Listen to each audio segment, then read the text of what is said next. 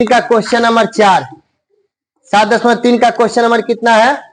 4 है। ध्यान दोगे, क्वेश्चन नंबर 4 का उस चतुर्भुज का क्षेत्रफल ज्ञात कीजिए जिसके शीर्ष जो है इस क्रम में है -4, -2, -3, -5, 3, -2 और 2, 3 है, यानी शीर्ष दिया हुआ है। देखो, तो सबसे पहले हम क्या करेंगे, इसमें एक चतुर्भुज बनाएंगे। क्या बनाएंगे?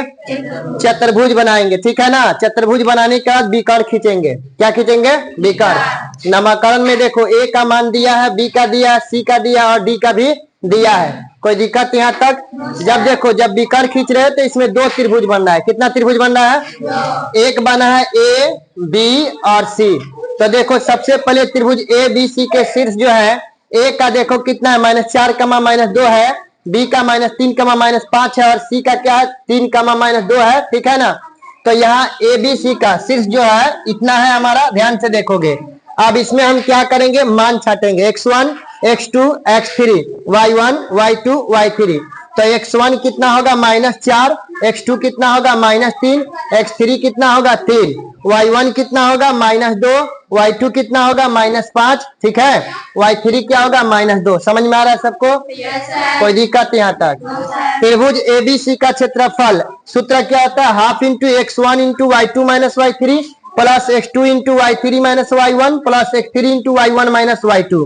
अब देखो, हाफ यानी 1/2 इंटू x1, x1 का मान चेक करो कितना है, -4, तो -4 रख देंगे, इंटू y2, y2 का मान चेक करो कितना है, -5, तो -5 रख देंगे, फिर माइनस है माइनस, y3, y3 का मान क्या, -2 है, तो माइनस माइनस क्या बनेगा, प्लस, तो +2 हो जाएगा, ठीक है ना।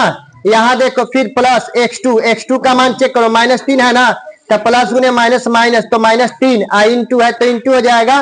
फिर y3 चेक करो, y3 का मान क्या है, -2 है, माइनस y1, तो y1 का मान क्या है, -2 है, तो माइनस माइनस क्या बनेगा, प्लस, फिर प्लस है तो प्लस, x3 कितना है, देखो 3 है, 3 हो गया। y1 क्या है चेक करो, y1 -2 है, यहाँ माइनस है तो माइनस होना चाहिए। y2 क्या है, -2, तो माइनस माइनस क्या होगा, सॉरी y2 पूछा है ना, y2 -5 है, तो माइनस माइनस प्लस हो गया, तो +5, 1/2 -4। ध्यान दोगे, और इसमें से ये घटेगा तो -3 होगा, माइनस है तो माइनस, 3 है तो 3 और 2 में से 2 जाएगा तो क्या होगा, 0, प्लस है तो 3 है तो, और 2 में से 5 नहीं, जब प्लस वाला पोजीशन ज्यादा इसलिए यहाँ घटेगा तो क्या होगा, प्लस में आएगा, क्या हो जाएगा, 3। अब 1/2 इंटू -4 गुने -3 और -3 गुने 0 प्लस 3 गुने 3, 1/2 इंटू 4, 3 कितना होगा, 12, माइनस से माइनस क्या हो जाएगा, माइनस से माइनस क्या हो जाएगा, कर जाएगा ना। अब देखो, माइनस 0 में किसी भी अंक से गुना आता है तो उसका मान क्या आता है, 0, 3 3 का 9, 1/2 गुने, अब इसको जोड़ो, 12 में 9 जोड़ोगे तो 21 होगा, 21 में 0 जाएगा तो 21 ही होगा, इसलिए अब 21 में जब 1 से गुना करो तो 21 से कम 21 बटा में क्या हो गया, 2 से जब भाग करोगे 21 में तो 10.5 बार में कटेगा। कितना बार में कटेगा? पुनः इसी तरह से त्रिभुज ए सी डी, देखो ए सी और डी का निकालेंगे, ठीक है। तो त्रिभुज ए सी डी का निकालेंगे, इसमें भी मान ए का लेंगे, सी का लेंगे और डी का लेंगे। मान छाट देंगे, x1 -4, x2 3 हो जाएगा और x3 क्या हो गया, 2, y1 -2, y2 क्या हो जाएगा, -2 और y3 क्या हो गया, 3। फिर त्रिभुज ए सी डी का क्षेत्रफल फॉर्मूला वही होगा, half into x1 into y2 minus y3 plus x2 into y3 minus y1 plus x3 into y1 minus y2।